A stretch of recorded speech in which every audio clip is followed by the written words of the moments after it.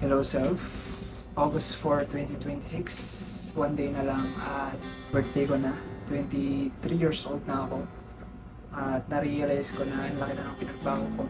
Naisipan ko na kolektahin lahat ng pictures or videos na mahahanap ko online at saka sa phone ko para i-compile siya dito at gagawin ko siyang video. Marami na akong na-save kaya try ko siyang gawin, i-compile lahat. Yung reason ko ba't ko siya ipopost dito para papanoorin ko lang siya in the future. Umpisan ko sa elementary. Ayan. May mga nahanap ako mga pictures ko ng elementary sa Facebook ng teacher ko na mahilig mag-picture at thankfully na-upload niya sa Facebook at nahanap ko. Dati hindi ko siya na-appreciate yung pag-take ng videos or pictures. Mas nagiging sentimental ako ngayon nung nahanap ko na elementary. Ayan. Naalala ko dati lahat ng sports halos lahat sinubukan ko. Chess? Yung chess hindi ako marunong ng chess na yan. Natuto lang ako dun sa computer na binigay ng tito ko. Badminton, nag-try din ako dahil sports sa atin ni ate ko.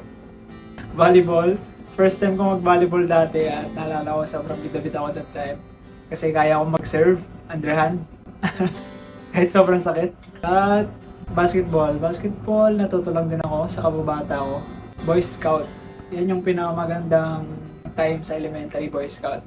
Nag-participate sa campings at sa jamboree. That time, magaling ako sa mayo eh. Malambot yung katawan ko eh. Yun yung sinasabi nila, akala nila bading ako dati. Sinasabi sa mother ko. Talagang ginigiling ko yan. Talagang ginigiling ko. Ginigiling ko yan. Elementary, sobrang kulit ko that time. Nag-flashback lahat ng mga memories na halos malimutan mo na.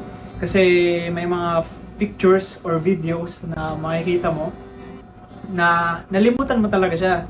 Pero once na nakita mo yung pictures or yung video, magpa-flashback siya sa iyo eh. Maaalala mo yung time na yun. Kaya sobrang naghahanap ako ng mga pictures at videos ko. Siguro sa susunod na yung high school, college, at ngayon.